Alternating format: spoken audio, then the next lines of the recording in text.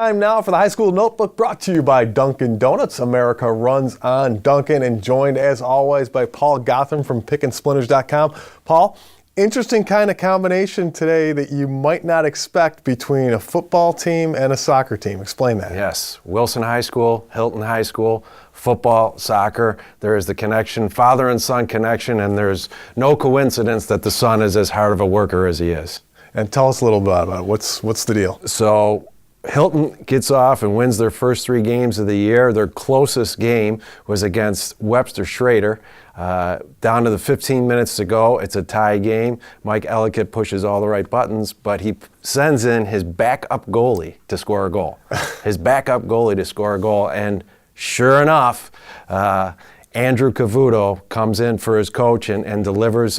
Mike described it later as an alley-oop play because Justin Aralotta headed the ball off the crossbar, and Andrew was there with his own header to win the game. Here's the thing, Ellicott after the game couldn't say enough about Andrew, again, as a backup goalie who works harder than anybody in practice. Sometimes he's in the line when they're warming up, he's making saves, and then he's turning right around and he's getting in line taking shots.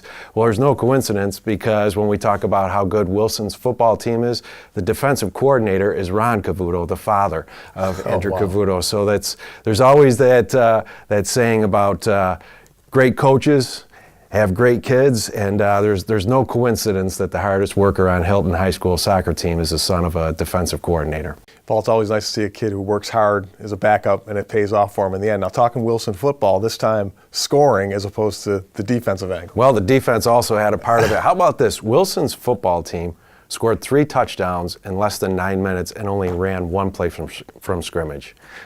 First play of scrimmage, Desi Floyd goes 75 yards. Around the end for a touchdown. They stopped Brighton on downs. Ricky Gamble, who earlier that day announced his commitment to the University of Albany to play football next year. Ricky Gamble takes the punt and goes 70 yards for a touchdown. Next set of downs, Brighton fumbles. Niger King Jr. picks it up and runs it into the end zone. They've got a 20-0 game, and it was no looking back at that point in time. Wow, talk about lightning in a bottle, right? That's fantastic. Good for them.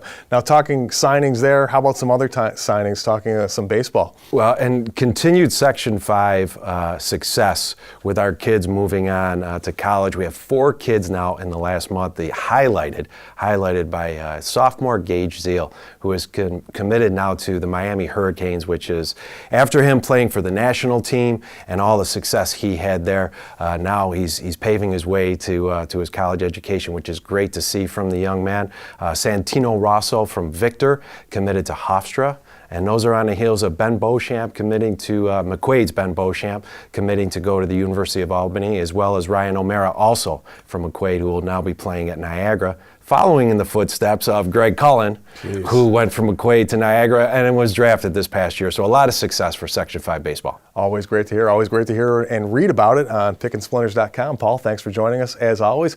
We'll be back with more of the Vision High School Sports Beat right after this.